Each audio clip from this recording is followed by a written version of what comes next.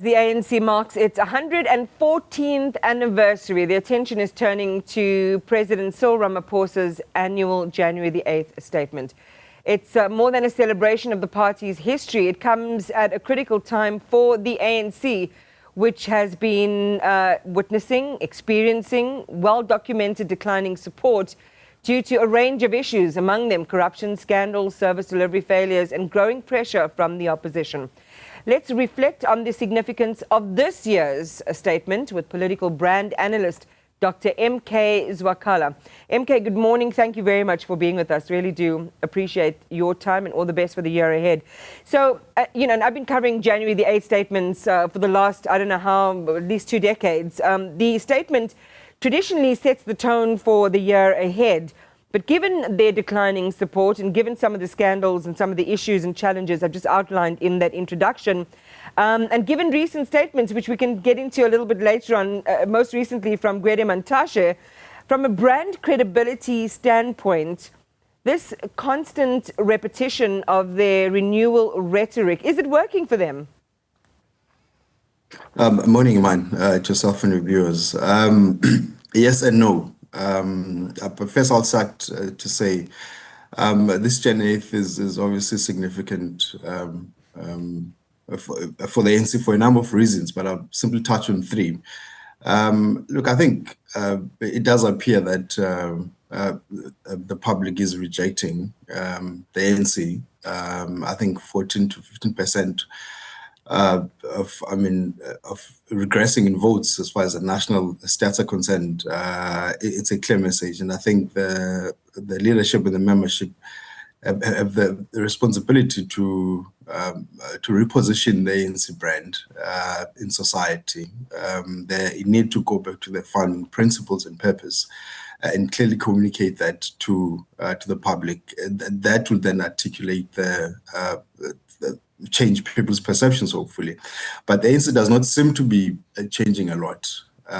Theoretically, they're talking of renewal, introspection, so on and so forth. But they want to do things differently, but practically, but they're not. And that is not assisting their brand. I want to talk about this from perhaps through a historical lens, MK. Is it natural for a long-standing liberation movement like the ANC to lose support over time? Or has the scale, I want to say the speed that we've witnessed in the ANC's decline recently been accelerated by a specific strategic and governance failures that essentially they could have avoided? I would say it's natural, Iman. Look, we've seen this happen in the rest of Africa, where liberation movements, they actually, they peak, they mature, and then ultimately they decline. That is certainly not natural. Just from a brand point of view, there are many, many organizations out there that are 100 years, 100+ years old, and they're still at their peak. They're still stabilized, maturing. So what has not changed is that the ANC has not evolved, right, with society. Society evolves constantly, so they've not evolved with society. There's been so many calls for change in leadership as far as the age is concerned, service delivery you mentioned. And I think, in fact, what the ANC and the other liberation movements should be doing is actually leveraging from the history and heritage. To be 114 years old and you have ruled for 30 of those years, there's absolutely nothing wrong with leveraging from your history and heritage. And this is the practice with the dominant brands out there. I mean, you really take your history and heritage and use that to advantage to request. Yeah. But now, practically, that needs to be consistent. This can't be theoretical sloganeering. We're going to do this. These actually need to be practical steps to how to renew, how to reposition the ANC back to its founding principles and purposes, I was saying. Yeah. I mean, and we were having a discussion in the newsroom about this morning, MK, is that you can't discount 6.4 million people who said, we stand with the ANC and we voted for them, even though comparatively you juxtapose that with the number of losses between 14 and 15% of people who just said, we're not going there again. To the point you've just now made, around re-energizing its brand, particularly amongst young voters, urban voters, when many people are feeling economically excluded. And again, it talks to what Gwede Mantashe was saying, and I want to ask a separate question on that, and people who might be disillusioned with politics altogether. What kind of messaging or leadership might re-energize or really connect with that voter base? I suppose the primary question there, Iman, is who is sending the message? Look, I think the public appears again to be tired of the current cohort. Hence, my belief is that the ANC need a very strategic repositioning, and that entails a number of things. That entails a number of changing the leadership, changing the caliber of membership that we're attracting. And perhaps then the message would come then as a secondary matter, because, for instance, policy. I mean, I don't think anyone can fault ANC on its policies, but the implementation thereof leaves much to be desired. But who is sending the message? I think the public out there is generally tired of the current cohort.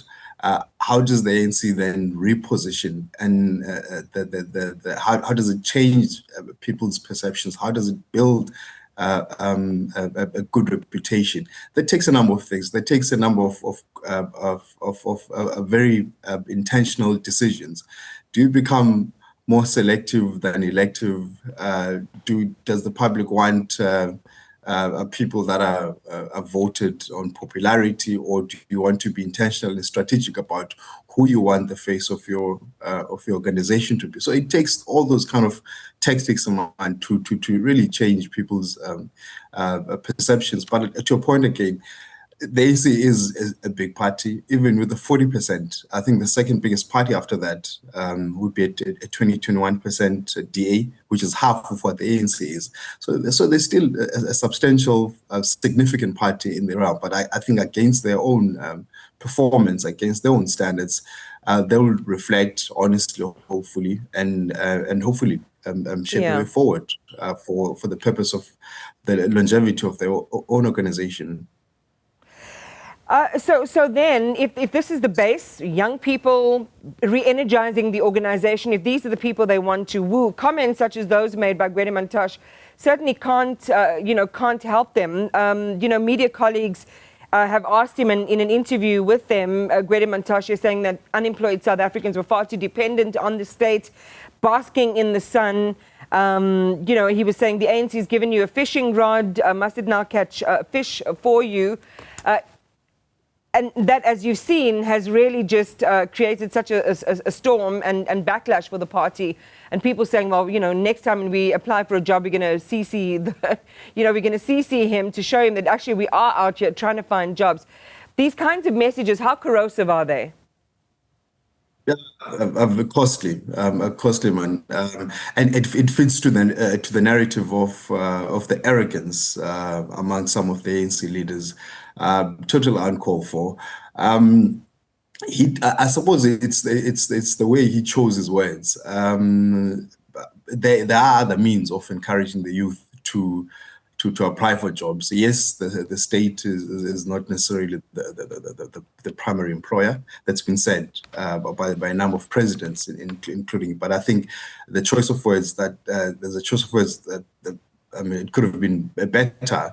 However, the youth vote thing, the ANC does have an opportunity. Even with its own environment to invest in the youth. They've got your youth leagues. They've got who I think they need to give more platforms to.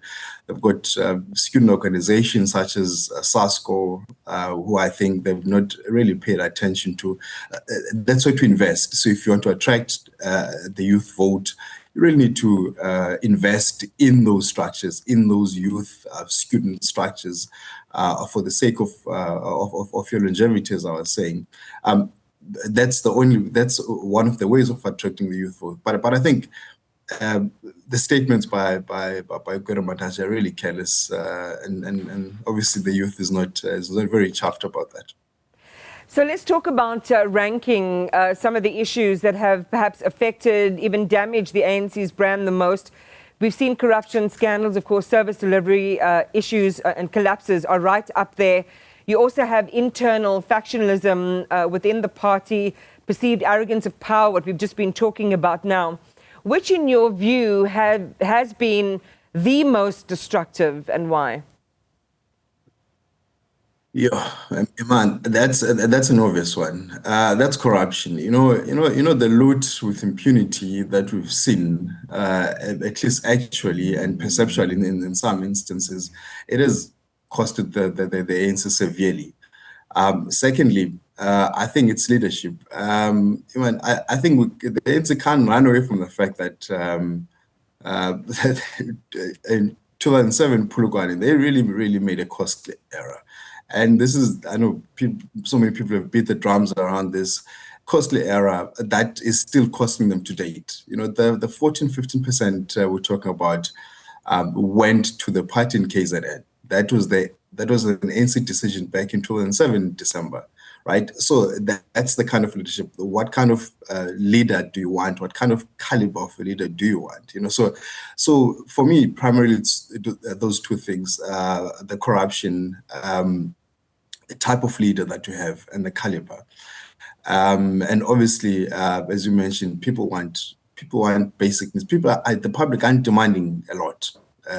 If you go to the rural areas, people are still crying for roads, water. Those are basic service. People are not crying for internet service or other services, but basic things. And in many instances, especially in your rural South Africa, the ANC is found wanting as far as that is concerned.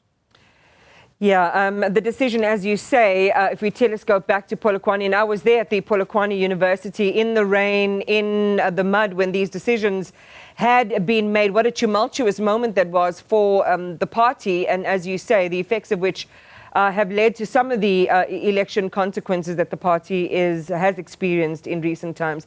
It's going to be interesting to watch, and we will be bringing that coverage to you live as those celebrations continue in Rustenburg this weekend. Newsroom 405 will be there, including myself.